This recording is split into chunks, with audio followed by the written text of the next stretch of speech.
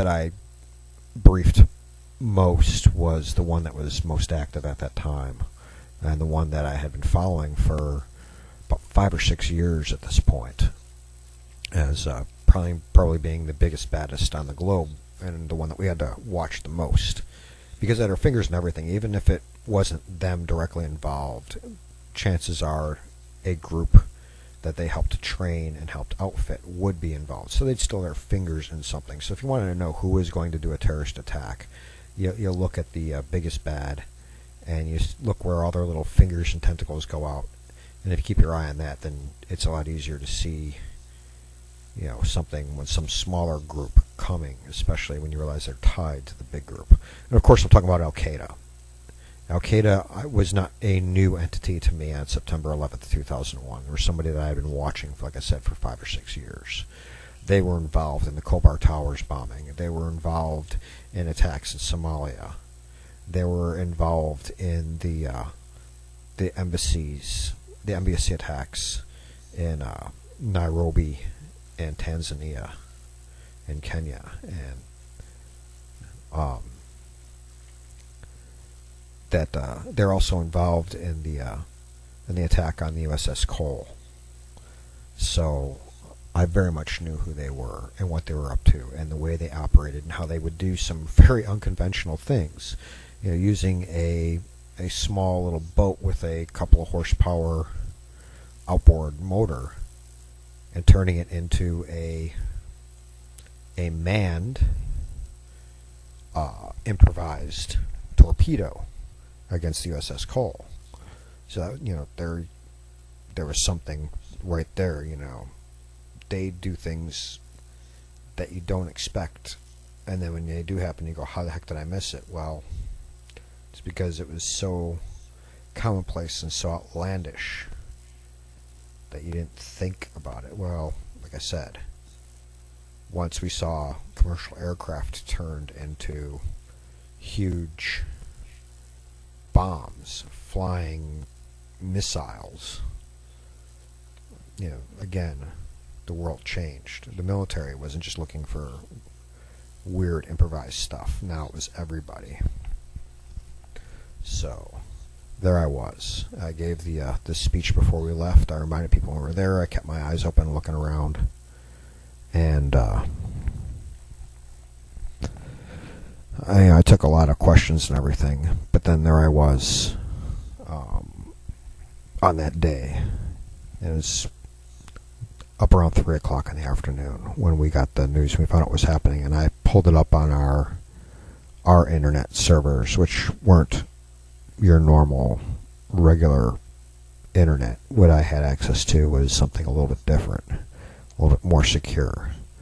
And we saw the live streams there too. And at first I thought somebody was putting up a clip to a movie. That's what some people thought, right? And I'm like looking, and I'm like, oh crap, this is real.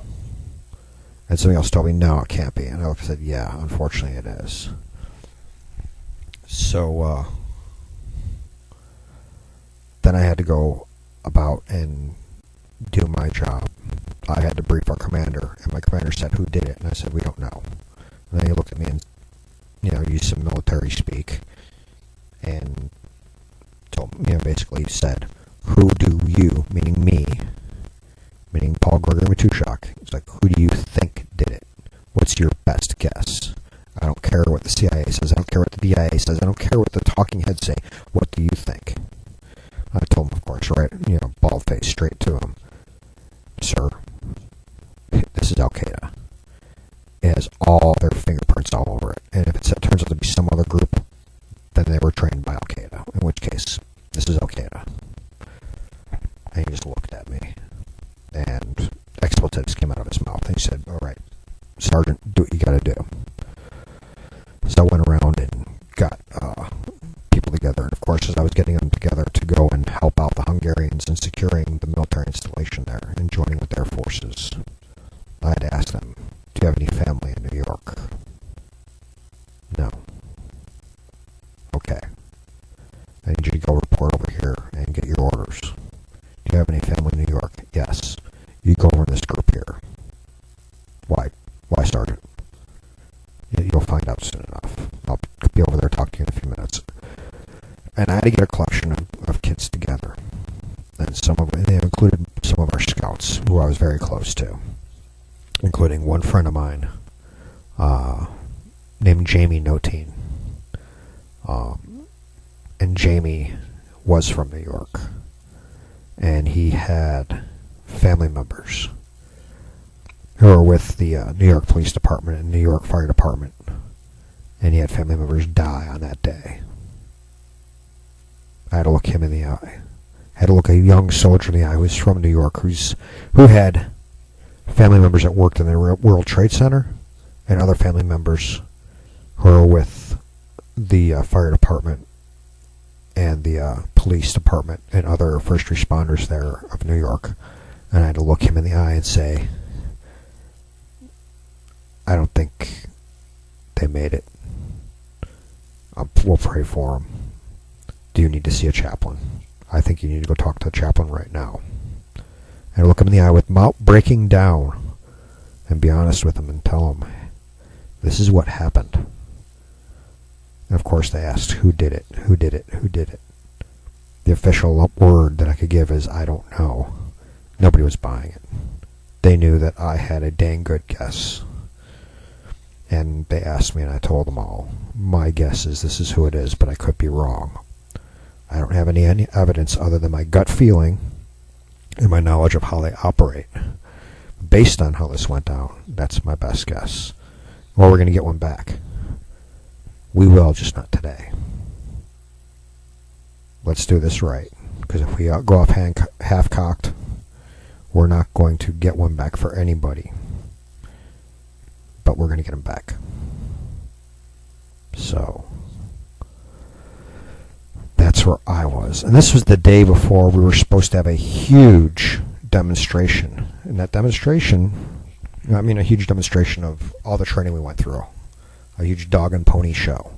And at that dog and pony show was supposed to be the Secretary of Defense. No, it wasn't Dick Cheney. Dick Cheney was Vice President. We're talking about Rummy, though. I like Dick Cheney. But anyway, Rummy, the Donald, was supposed to be at that demonstration. And of course, with what happened, he didn't show. We never did our big dog and pony show that we had rehearsed as kind of the grand finale of all this training we went through with the Hungarians.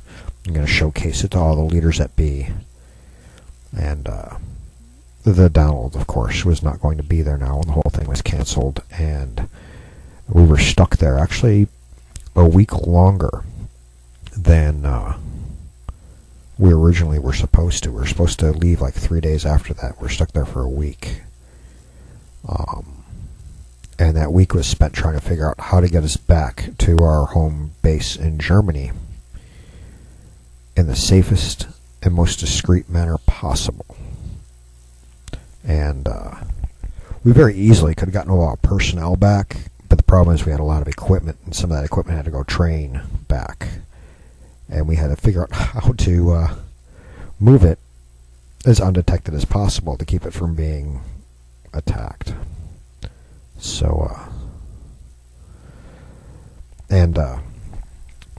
some people have asked me why I titled the article that I wrote a few years ago, why I titled it Reflections on Shattered Glass. And the title has multiple meanings. First of all, when you're talking about buildings that were largely glass, the size of the Twin Towers of the World Trade Center, there's that shattered glass. It's broken. It was all over the city of New York, all over Manhattan. It was reflecting up. As bad as everything was, it was still reflecting back towards heaven. Still reflecting hope, promise, rising from the ashes. Our resolve as Americans. So it was that shattered glass. But I had a friend of mine who was a sergeant major back when I was younger. In fact, he was a good friend. He's who introduced me to, rest in peace, Colonel retired Hackworth. And this same sergeant major used to always refer to me the way that I always was. I always trained as though we were going to war the next day. I didn't train to do peacekeeping operations. I trained for the next big threat. And I always, when I conducted training, when I was in charge of it, I always pushed for that, saying, hey, the next war ain't going to be like the last ones. We have to be ready for whatever. And I was always told that I was not a peacetime soldier. I'm one of those soldiers that they just want to put inside of a little glass case with a little hammer next to it that says, break glass in case of war. Well, at September 11th, 2001, that little glass case got shattered. And I was, me the warrior, was able to step out and do what had to be done. So, the other shattered glass that I'm reflecting on is that shattered glass case that they tried to shove me in as a warrior, as a soldier, saying, yeah, there's no real use for you. We have you because, yeah, the U.S. has to have a military, but we really don't need you or your type. But we hold on to you just in case something that it's never going to happen happens. Well, it happened. So that glass got shattered. And I stepped out. And I went to war.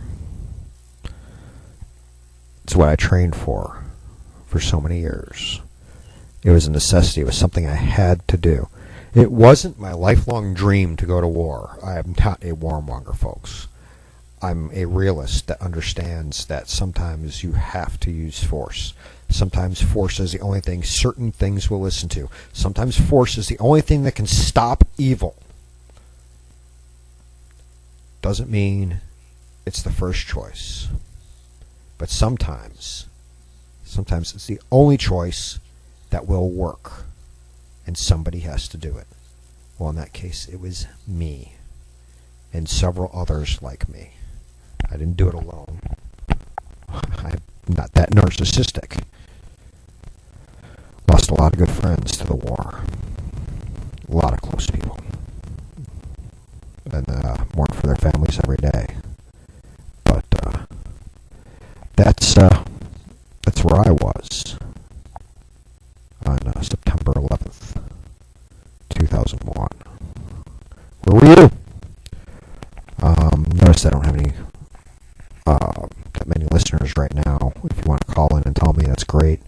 If you'd rather write it on up, or put it up on your blog, or type it up in an email, or type it up on a notification on my Facebook page, go right ahead. I'd love to share your story and put it out there. I know mine's not the only one. I don't even want to pretend that I'm the only one who has a story out there, folks. But September 11th, 2012, of course, that was the day of the Benghazi attack. It was 11 years after. And I wrote something else on that day. Happened to be before the Benghazi attack really hit the news hard. Actually, I'd written this ahead of time, but I published it at that time. Because I'd like to do something just about every year. But instead of dwelling on the bad parts of September 11th, which we're all going to be thinking about, there are still things to look at. There were heroes. There were people that stepped up that day. There were common people who did uncommon things. And that's what America's all about. We're not common as we look when we're needed. There's enough of us that when we're needed, we step up and we do what needs to be done. And there are lots of people that joined the Army. There are people who never thought they would have ever served in the military suddenly said, I'm joining. And there were a lot of great heroes born that day, although they weren't born into life. In other words, they didn't arrive from their mother's womb. But that spirit awoke within them. There were all sorts of people that day. And as I wrote, there were, of course, all the police, all the firemen, all the was it the transit police that went into the World Trade Center trying to rescue people, and some of them actually survived after the towers came down on top of them. And then there was U.S. Marine Sergeant Jason Thomas. He had left military service, and when the attacks went down, what did he do? He put his uniform on and reported for duty. He had been out. He had gotten out. He had no longer had any contractual obligation. He did his time. That didn't matter. He was an American. He was a Marine, U.S. serviceman. He had taken an oath to support and defend the United States against all enemies, foreign and domestic. So what did he do? He showed up in uniform and reported for duty and started rescuing people. He just showed up and started pulling people out of the rubble, digging through the rubble. And he was one of the people that actually helped pull the two Port Authority police who were trapped under the rubble. Help pull them to safety and save their lives. Remember, they had entered the building to try to get as many people out before it could collapse because they knew it was coming down. And then there was also U.S. Marine retired David Carnes, who had served 23 years, and he was working in Connecticut when the attacks went down. So what did he do?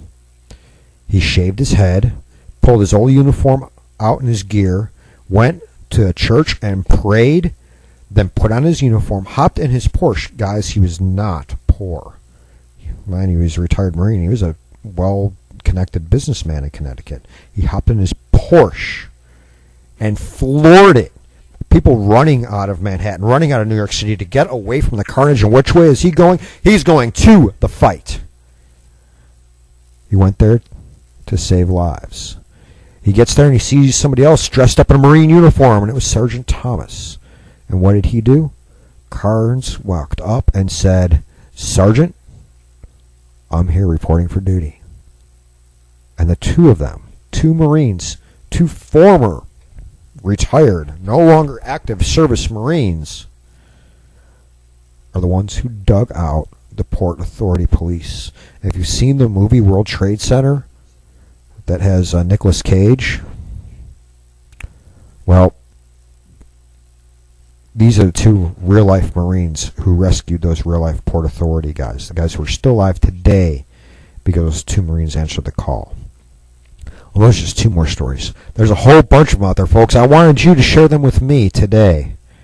The stories of the bravery, of the goodness that came out of such a tragedy. Folks, we're still in mourning 13 years later. We're still healing. We should never forget. Never. Even if we wanted to, we probably couldn't. But who would want to? I don't. So, folks, that's the end of our special show for today, September 11th, 2014. Wish you all the greatest that your life has. And I wish that your gods, whatever powers that be, the ones you worship, grant you the peace and the security and the safety and the prosperity we all deserve. All right, love all you guys.